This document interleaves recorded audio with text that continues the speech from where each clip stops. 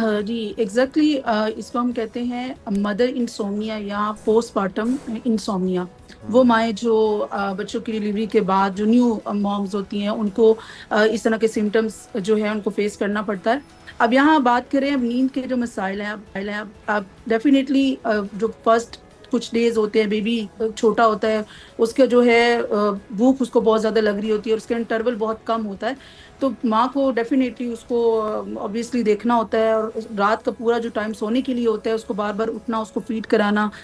ये बहुत सारे फैक्टर्स हैं, सिर्फ यही नहीं, इसके साथ साथ ये कि उनके जो हार्मोनल इम्बैलेंस होते हैं, जैसे जो टेस्टोस्टेरोन है या एस्ट्रोजन हार्मोन जो है, उनकी ज्यादती की वजह से इनका ब्रेन जो है बहुत एक्टिव हो जाता है और नींद ओवरऑल भी कम हो जाती है।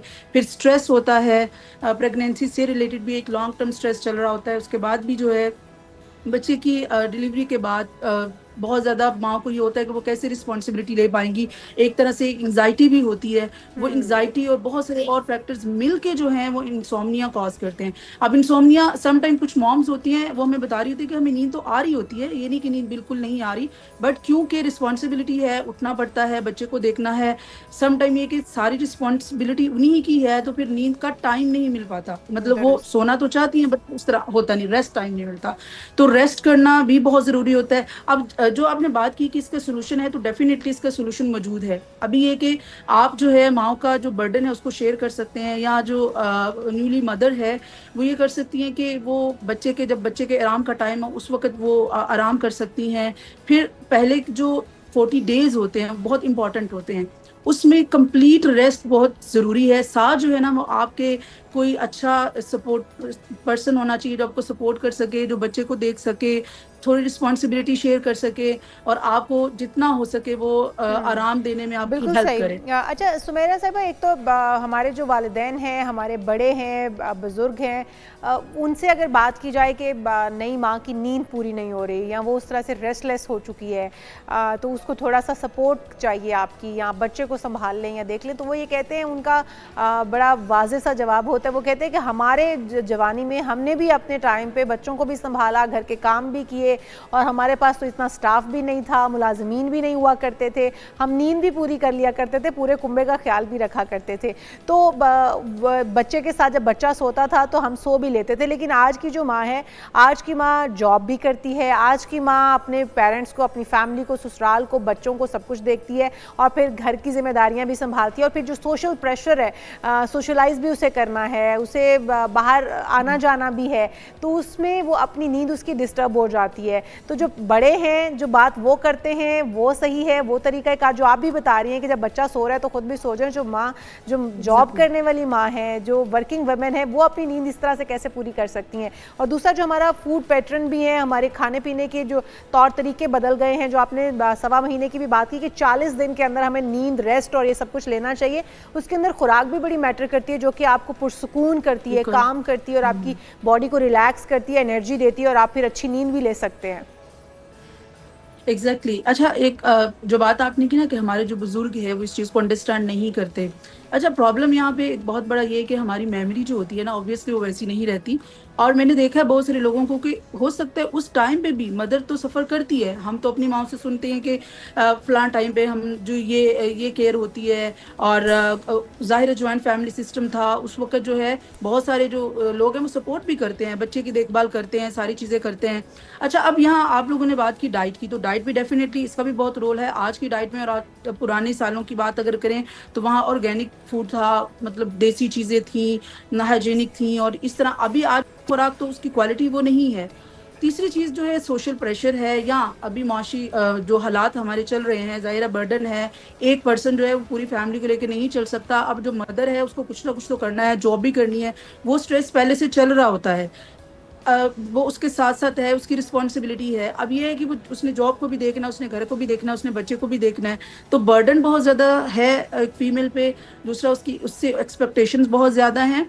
अब ये एक चीज जो है ना कि हमारे जो बुजुर्ग लोग हैं या जो हमारे लॉज हैं, जो भी बड़े हैं, चाहे मदर हैं, फादर हैं, जो भी, वो उस चीज को समझते नहीं है। उनको लगता है कि हमारे वक्त में ये था। ये ना हमारी एक हैबिट बन चुकी हुई है। मैंने जहां तक देखा है, हर किसी को यही लगता है कि जहां हमारी वो अचीवमेंट थी, दूसरे को मोटिवेट करने का शायद उनका ये मेथड है, जो कि मोटिवेशन बिल्कुल भी नहीं है। अगर आप किसी को कहेंगे कि हमारे वक्त में हमने इतना कुछ संभाला, ये किया, वो किया, तब फैक्टर्स कुछ और थे, जी। ठीक है। और उससे नेक्स्ट पर्सन कभी भी मोटिवेट नहीं होता, वो मजीद जो है खुद को डाउन फील करता है। उसको लग रहा होता है कि शायद मैं बच्चे की सही से टेक केयर नहीं कर पा रही।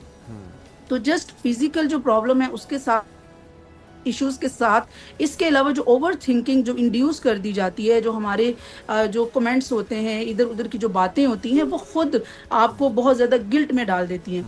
तो ना सिर्फ स्लीप के मसाइल आते हैं, साथ साथ आपके डिप्रेशन, साइकोलॉजिकल इश्यूज भी आते हैं। अच्छा सुमेरा साहब, बहुत ज्यादा आपके आते हैं, ख्याल में जैसे पोस्टमार्टम कितने घंटे डिप्रेशन है। की नींद कम से कम एक माँ के लिए ज़रूरी है, और अगर वो उतनी नींद नहीं करेगी तो फिर मसाइल होंगे साइकोलॉजिकल भी और फिजिकल भी, उसके लिए और उसके बच्चे के लिए भी? देखिए, बच्चे के लिए तो ऑब्वियसली नींद वो तो अपनी पूरी करते हैं। बच्चे के सेपरेट इश्यूज हैं, जैसे अगर कॉलिक बेबी है या और बहुत सारे प्रॉब्लम है, तो उसके साथ डेफिनेटली मदर की नींद भी डिस्टर्ब होगी। जैसे बहुत सारे कॉलिक बेबीज होते हैं, वो रात के टाइम रो रहे होते हैं, अगर मदर उसके साथ रात को देख रही है तो डेफिनेटली सुबह से सोने के लिए टाइम चाहिए। अच्छा, अब जो बात आप करें कि कितने घंटे की नींद है, एटलीस्ट 8 आवर्स मिनिमम होने चाहिए। लेकिन मदर्स के लिए थोड़ा 1-2 घंटा एक्स्ट्रा भी जरूरी है, मतलब उसने आराम करना है। ये नींद जो है वो बहुत जरूरी है, 8 से 9 घंटे। और या ये लगातार 8 तो घंटे मुमकिन नहीं होगी, फिर पोषण ने कर लें इसे? बिल्कुल बिल्कुल, ये भी कर ले। मतलब दिन में आपने अपने 8 घंटे पूरे करने हैं, उसमें जब आपका बेबी आपको लगता है सो रहा है, आप उसके साथ सो जाए। आपको अपनी रूटीन को अरेंज करना होगा उसके अकॉर्डिंग। मतलब 40 डेज जो हैं वो बहुत इंपॉर्टेंट होते हैं। उसमें अपने बच्चे के साथ, जैसे वो चल रहा है उसके साथ, जैसे कहते हैं गो विद द फ्लो, और बच्चे के साथ आपने चलना है। जैसे उसका बिहेवियर है, जैसे उसके जो टाइमिंग्स है सोने की, उठने की, आपने उसके साथ ही अपनी टाइमिंग्स को अरेंज करना है। तब ये होगा कि आगे 1 मंथ के बाद आप पोस्टमार्टम डिप्रेशन से भी बच सकते हैं, आप एंजाइटी से भी बच सकते हैं। इवन कि जब स्लीप पूरी नहीं होते 40 डेज, यही क्रूशियल होते हैं। वहां पे बहुत ज्यादा प्रॉब्लम्स आ जाते हैं, एक्सपेक्टेशंस भी होती हैं, लोग कोऑपरेट भी कर नहीं रहे होते, आपके फिजिकल सिम्टम्स बहुत ज्यादा होते हैं। अच्छा, अब उसके बाद अगर आपने 40 डेज तक अपनी स्लीप को मैनेज किया, अच्छे से आपका ये पीरियड गुजर गया, तो आप बहुत सारी जो नफ्सियाती बीमारियां और फिजिकल बीमारियों से बच जाते हैं। लेकिन खुदा न खास्ता अगर पहली जो चीज इंपॉर्टेंट होती है वो स्लीप होती है, अगर स्लीप डिस्टर्ब होगी तो आप बहुत सारी नफ्सियाती बीमारियों को दावत देते हैं। पहले एंजाइटी है, फिर डिप्रेशन है, पोस्टमार्टम डिप्रेशन है, फिर उसके बाद आपका साइकोसिस भी है। मैंने बहुत सारी ऐसी पेशेंट्स देखे हैं फीमेल जिनको साइकोसिस भी हो जाता है। सो ये अगर स्लीप पूरी ना हो तो ये सारी जो प्रॉब्लम है वो आती है। उसके साथ साथ फिजिकल प्रॉब्लम्स भी हैं, जैसे डायबिटिक आप हो सकते हो, आपको हार्ट का प्रॉब्लम हो सकता है। तो ये बहुत सीरियस इश्यूज हैं, हम स्लीप को इग्नोर नहीं कर सकते। इसके लिए हमें फिर ये बताइएगा कि पार्टनर की सपोर्ट कितनी ज़रूरी है, बजाय इसके कि हम एक हेल्पिंग हैंड ढूंढें, या बजाय इसके कि हम इन लॉज पर तकिया करें कि वो हमें सपोर्ट करेंगे, या अपनी फैमिली, अपने पेरेंट्स के ऊपर सपोर्ट के लिए हम उनकी तरफ देखें। आपके अपने लाइफ पार्टनर को आपके लिए कितना सपोर्टिव होना चाहिए, क्योंकि पेरेंट्स बनना दोनों के लिए बहुत बड़ी खुशी होती है, बहुत बड़ी नेमत होती है। तो अगर सिर्फ खातून सफ़र कर रही है, 9 महीने प्रेगनेंसी में भी वो सफ़र करती रही, उसके बाद वो पोस्टमार्टम डिप्रेशन से गुजरती रहे, नींद ना उसकी पूरी हो, दीगर मामलात हैं, इमोशनल सपोर्ट उसे चाहिए होती है। तो अगर लाइफ पार्टनर के लिए आपका क्या मशवरा है? अगर वो सपोर्ट दे सकता हो तो कितनी अच्छी वो सपोर्ट रहती है, माँ अपनी नींद भी पूरी करेगी और एक हेल्थी फैमिली जो है वो उससे परवान चढ़ेगी। बिल्कुल, कितनी का तो सवाल ही वो नहीं होता, 100% सपोर्ट चाहिए होती है हस्बैंड की। अब यकीन कीजिए, अगर हस्बैंड की सपोर्ट है तो उनको, एक औरत को कोई फर्क नहीं पड़ता कि कोई बाकी लोग सपोर्ट कर रहे हैं या नहीं कर रहे। इससे बहुत ज्यादा हेल्प होता है। सबसे पहले इमोशनल सपोर्ट है कि आप अंडरस्टैंड करें विद एम्पैथी कि आपके जो लाइफ पार्टनर है वो किस तकलीफ से गुजर रहा है। दूसरी चीज कि जहाँ हेल्प हो, बच्चे को सपोर्ट करने की, हेल्प करने की, इवन के डायपर भी चेंज कर सकते हैं आप। लेकिन यहाँ बात वो होती है, बहुत सारे लोग अभी मैंने देखे हैं, चेंज, उनका बिहेवियर चेंज है, बहुत सारे फादर जो है वो सपोर्ट करते हैं इन चीज़ों में। लेकिन अभी भी ऐसी फैमिलीज हैं, ऐसे लोग हैं जहाँ पे ये समझा जाता है कि बच्चे को, फादर के ऊपर कोई रिस्पॉन्सिबिलिटी नहीं है बच्चे की, वो इस तरह कोई काम नहीं कर सकते, बस उनका काम है कि जॉब पे जाना है। और ये ऐसा नहीं है, मतलब ये एक मिथ है और ये एक सोशल टैबू है, इसको हमें हटाना होगा, हमें रियलिटी को फेस करना होगा। अब अगर कि इसमें तरबियत भी है, हमारी माएँ अगर बेटों को ये सिखाती रहेंगी कि ये आपकी जिम्मेदारी नहीं है, या बीवी के साथ की किचन में खड़ा होना आपकी तौहीन है, बच्चे को साथ मिलकर संभालना आपकी तौहीन है, बीवी का हाथ बटाना आपकी तौहीन है, आपको ये नहीं करना चाहिए या आपके लिए ये काम नहीं बने, तो फिर वहाँ पर माँओं की तरबियत पर भी सवाल उठेंगे कि माँ की तरबियत ये है अगर, तो फिर वो बच्चे, वो बेटे बड़े होकर क्या करेंगे? हम खुद भी बींगा माएँ अगर अपने बच्चों को ये तरबियत देती रहेंगी तो। ठीक है, तरबियत तो एक टाइम तक थी ना, अभी तो अब एक फादर है जो अभी जैसे अब शौहर की बात कर रही है, शौहर है तो उसको चीजें दिखाई दे रही हैं। उस वक्त की बात और थी, अगर माँ ने कोई बात कह दी, तरबियत कह दी कि तुम्हारी तौहीन है ये चीज़ें, तो खुद अंडरस्टैंड करें। बिकॉज जो चीज़ें एक माँ सफ़र करती है उसकी वजह से वो बच्चा भी सफ़र कर रहा होता है, हस्बैंड भी सफ़र कर रहा होता है, पूरा घर जो है वो सफ़र कर रहा होता है। अगर उसकी मेंटल हेल्थ और कंडीशन ठीक नहीं है तो जाहिर है आपको फिर ट्रीटमेंट की तरफ जाना पड़ेगा, आपको आपके ऊपर फाइनेंशियल इशू वो बर्डन भी आएगा, फिर आपके बच्चों की वो प्रॉपर जो एक पर्सनैलिटी डेवलप होती है वो नहीं हो पाती। मतलब एक जो बहुत जिस मदर के ऊपर स्ट्रेस है, जो नफ्सियाती बीमारियों का शिकार हो गई है, वो कैसे एक बच्चे को नॉर्मल जो है ना उसकी अपब्रिंगिंग कर सकती है? अगर एक माँ इरिटेबल है तो वो कैसे एक बच्चे को अच्छे से हैंडल कर सकती है? सो ये ओवरऑल आपको देखना है कि इसके लॉन्ग टर्म साइड इफेक्ट्स जो हैं उसकी वजह से हस्बैंड भी सफर करेंगे। लॉन्ग टर्म तो बिल्कुल इसके असरात आपने जिस तरह बताया कि वो मौजूद रहेंगे, लेकिन जो फर्स्ट 40 डेज हैं बच्चे की पैदाइश के बाद, उसमें उस ख़ातून का, उस माँ का अपने तमाम जो मामलात हैं, ज़रूरियात ज़िंदगी हैं, बच्चे के साथ साथ अपना भी ख्याल रखना, अपनी डाइट का ख्याल रखना, और ख़ास तौर पे नींद जिस पे हम गुफ्तगू भी कर रहे हैं, वो अगर डिस्टर्ब हो जाएगी उसके नुकसानात कितने हैं और उसका सही पैटर्न में लाया जाना कितना ज़रूरी है, उसका फ़ायदा फिर कितना होगा माँ को भी और बच्चे को भी। देखिए, पहली तो बात ये है कि जो 40 डेज है उसमें डाइट आपकी हेल्दी होनी चाहिए, नींद पूरी होनी चाहिए, यहाँ पे हस्बैंड की सपोर्ट चाहिए होती है, या आप किसी और पर्सन की भी सपोर्ट ले सकते हैं, वो ज़रूरी है।